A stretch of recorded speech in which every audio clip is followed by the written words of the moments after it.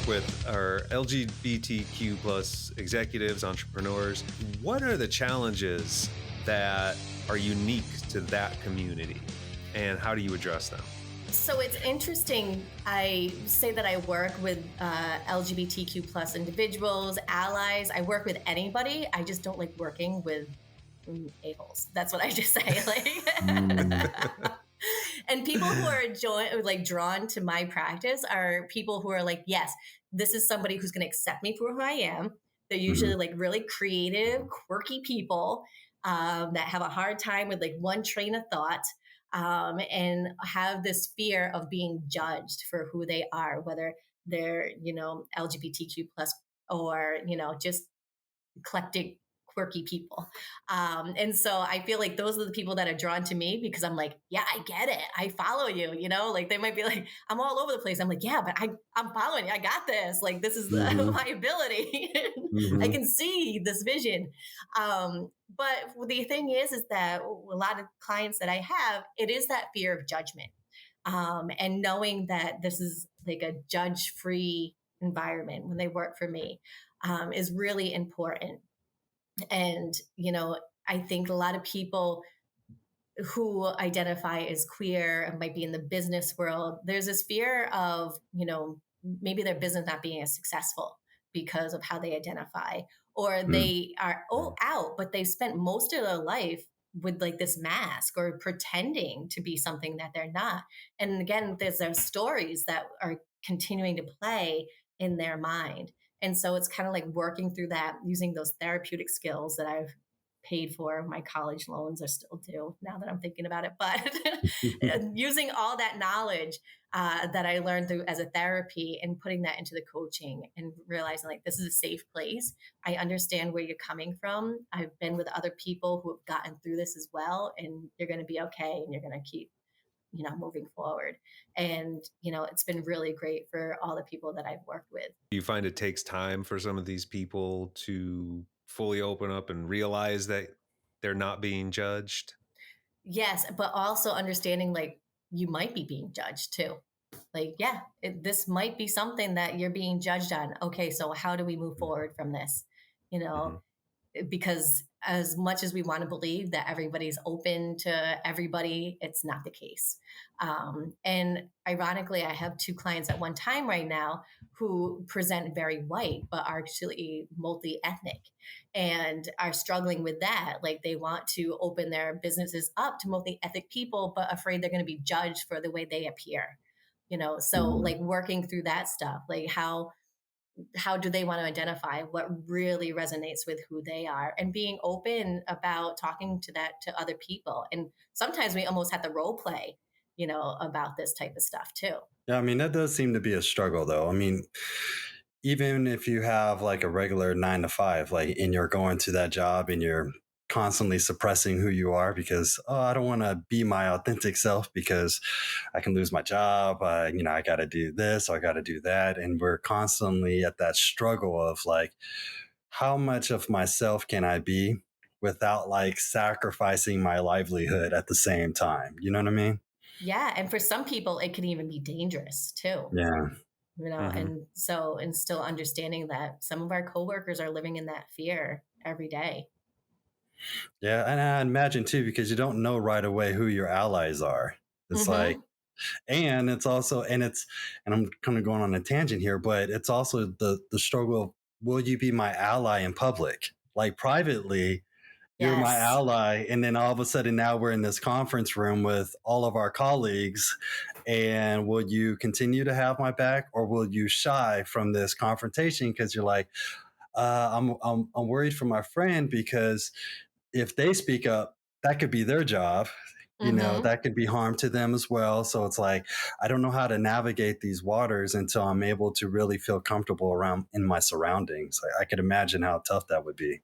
Yeah, absolutely. And just to live in that fear every day of Mm, going to work, it just starts eating away at you. And it's yeah. so exhausting, but Mm. to be able to have those conversations with your friends too, like, yo, that wasn't really cool that you didn't really back me up on this type of Yeah. thing.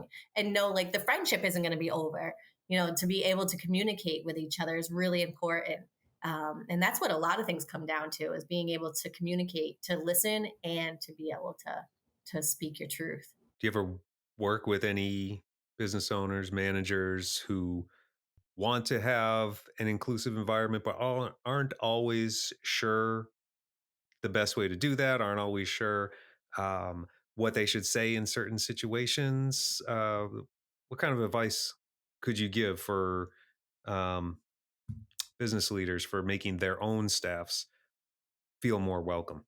I think really knowing what you stand for as an individual. And I think that will start to, emanate from you too. I think it's important just to kind of sit with yourself and be like, okay, how do I feel about trans rights? And how do I feel about, LGBTQ plus type of situation? And really like sit with yourself and be honest with yourself and see like what are you comfortable with, and if there's things that you're not comfortable with, then maybe talk to somebody about it, to educate yourself about it. And there's nothing wrong with that. And I think that's one of the things that we need to remind ourselves, is continue to educate ourselves with like books and podcasts and stuff like that, and just not regular like social media memes or stuff like that, but really like get into it. Last year I started reading this book, Me and My White Supremacy. Terrible book to keep on your coffee table, let me tell you. Like, it raises some eyebrows. And but the book is great about really pointing out things like you wouldn't even think of, but it's important to really like be able to humble yourself and say like, yeah, these are the things I really need to learn about, and why is this topic such a big issue right now, and really educate yourself before you go forward and say like, yes, I am trans friendly, but what does that really mean? And I think that's one of the first steps, is really about education and talking to other people about that. Join Facebook groups. There's programs out there. I know for us, we have like a bazillion continuing ed programs or conferences. Find somebody like me who will chat for hours about this type of thing. And then, leaving signals in your business that shows that you are open, whether it's like having gender neutral bathrooms. Honestly, I think they should just abolish urinals forever. I'm just like anti-urinal. We can just all use the toilet. But then we're going to have to practice putting the seat down, and that's I know. It's such a hardship to put on us. Come on. It really is. I mean, I had a business in a building that had like 2 single bathrooms, right?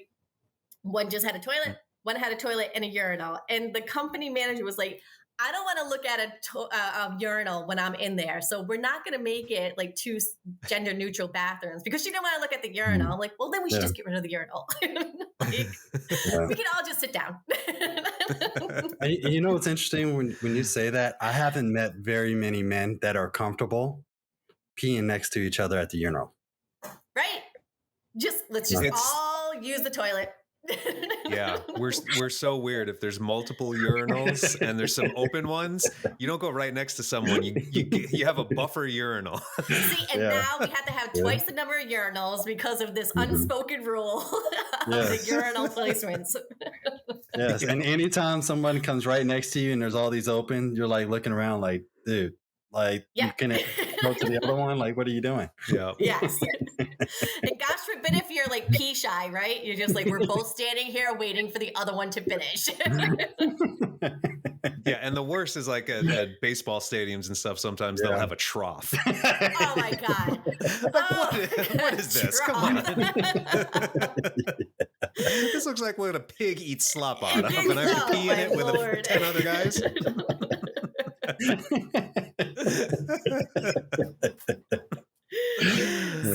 So we should make them all troughs. We could just either squat over the trough or face a trough, or just abolish the urinal.